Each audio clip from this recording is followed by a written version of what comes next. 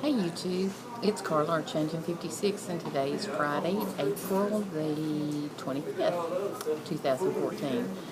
I am sitting here in McDonald's drinking my coffee and using Wi-Fi. So I just thought I'd make a little video and talk about a couple of things. I'm going to do a little response to Jennifer. She's Siva 418, I think, on YouTube.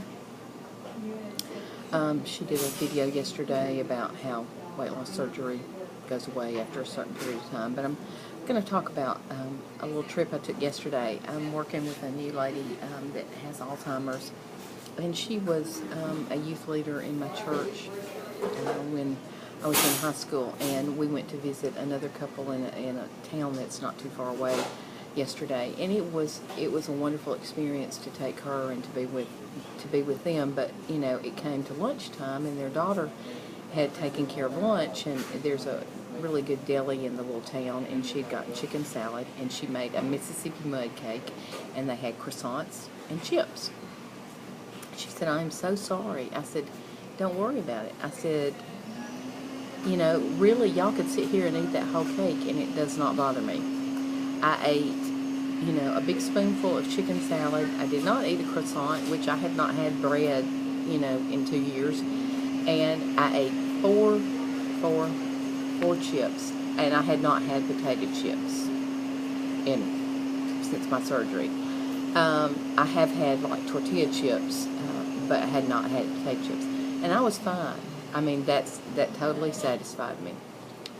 So, you know, and I told them, and you know, they were all raving about the cake, and it looked good, but that honestly does not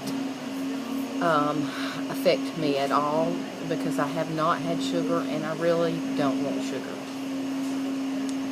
I know that Jennifer talked about last night about people with food addictions, that, you know, after a certain point, you go back to craving the things that you craved before, wanting the things you wanted before, eating the things for the same reasons you ate before, and eating the same things, and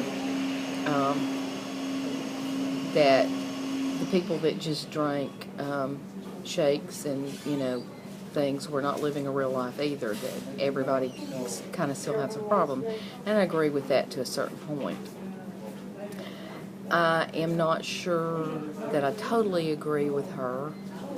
One, because I've watched her videos, and she's my friend, and I've watched other people videos, and I'm friends with them on Facebook. And through this whole process, I have learned that I was not a food addict before surgery. I was overweight, I was obese, I had tons of health issues, but I was not a food addict. So for me, things are a little different. She talked about how the weight loss surgery, gastric bypass, whatever you have, at a certain point, like 18 months to 24 months, whatever, it stops working. You know, especially with RNY, the malabsorption stops, and you start, you know, everything kind of, your pouch grows and that kind of thing. And it does. The biggest effect for me has been, and these people think I am nuts because I'm talking to the comedians.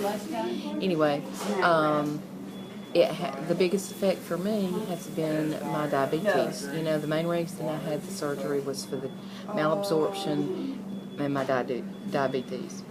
My sugars were great for a year.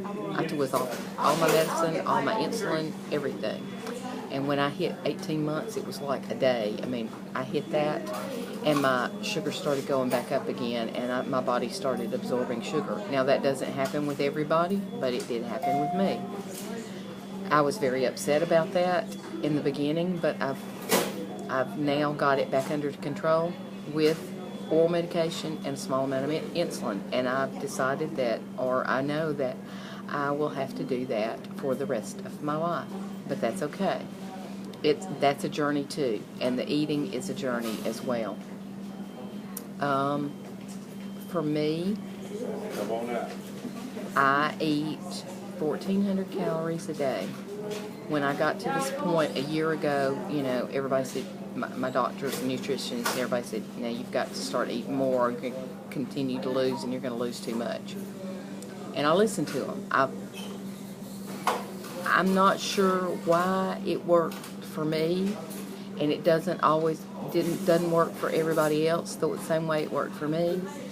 But everything worked for me, and I don't know how to tell you how it worked. I followed the rules, and I ate what I was supposed to eat, and I still eat what I'm supposed to eat. And I've talked about what I eat. Now, I know I'm totally not a normal person, but for my situation, it works really well. I am single. There's nobody else in my life. So there's nothing in my house that's not weight loss surgery friendly. I eat yogurt, protein bars, protein shakes. Not every day do I do a protein shake, but maybe 2 or 3 times a week I do protein shakes. I eat cheese, and I kind of have developed an aversion to meat, but I do try to eat it 2 or 3 times a week. I'll go out and get something. It's much cheaper to do that than to cook a bunch of stuff and not eat it. Now, the new lady I'm working with, she has Alzheimer's, and I'm working there 2 mornings a week, and one of the things I do is cook for them. I love it. I had a catering business before, and I have not really cooked at all or very little since I had surgery. And I'm cooking things that it really doesn't bother me. Like Tuesday, I made a peach cobbler. I did a goulash that had potatoes in it and a squash casserole. Well, when I'm there, they want me to eat, and that's okay, just like I ate the chicken salad. I ate a little bit of the goulash. I did not eat the potatoes. I ate some squash casserole, and I did not eat the dessert. It doesn't bother me at all not to eat the dessert. I do eat fruit, strawberries and blueberries mainly, and every once in a while an apple. So now, cooking for them 2 days a week, I will be eating an actual meal 2 days a week, which is kind of new for me, but I'm still maintaining, and I'm not eating anything I'm really not supposed to because I'm still leaving off the things. I have developed those habits, and it truly is a habit that I developed because, when I see things that I'm not supposed to have, I don't eat them. Now, there may come a time when I do. I don't know, and I've been in some stressful situations. I was a kind of a stress eater, but not totally. And the only thing I really eat that I allow myself to do, and I count it, is I eat popcorn.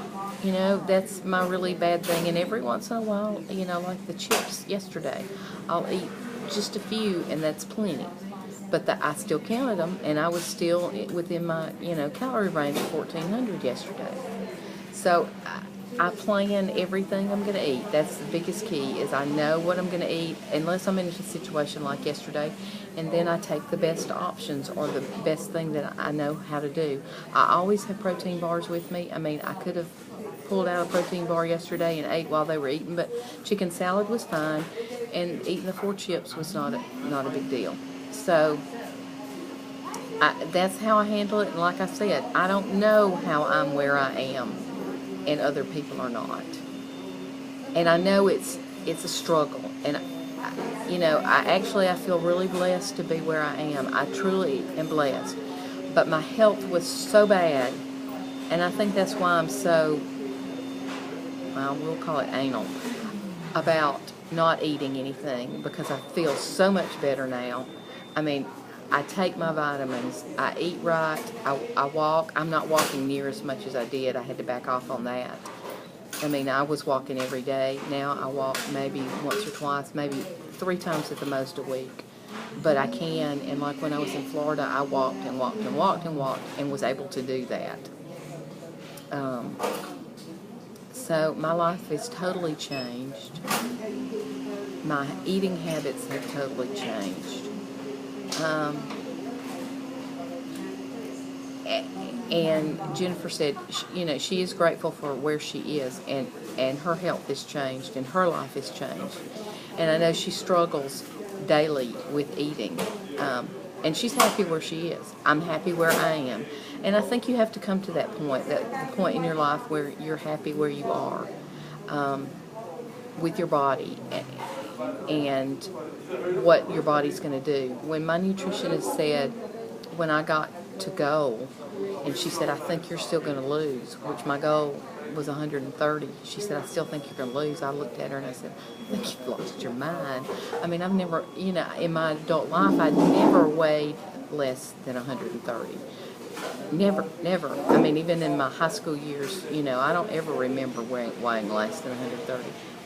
And she said, I think you'll go, if you go lower than 115, you let me know, and we need to start working on something. I went, at one point, I saw, when I was dealing with the sugar and taking the new medicine, I went to 113. But I got it back up, and I stay constantly 117, 118, 117, 118. I never in a million years thought I would weigh that little. I mean, it's strange to me, and sometimes, like the fashion show the other day, that was really strange. I had a great time. It was fun.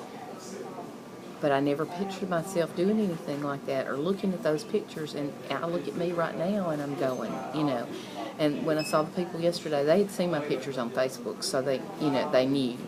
But when I see people that haven't seen me, they don't know who I am. I am totally a new person. So this video is longer than I anticipated it being, and it may not upload. I don't know, but I'm going to try. So that's my deal. I talked about seeing my friends, where I am and how I got here. And I don't think we can be critical of other people's journeys. It is their journey. My journey's mine. Everybody else has their own. And it's where they are and what they can do. And, we may have recommendations or share what works for us, but what works for me probably won't work for somebody else, or it may not work for somebody else, or in a different form it may work.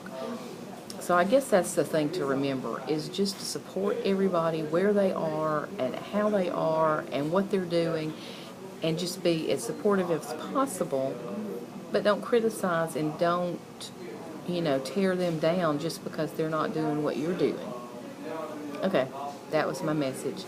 Have a great day. Talk to you later. Bye.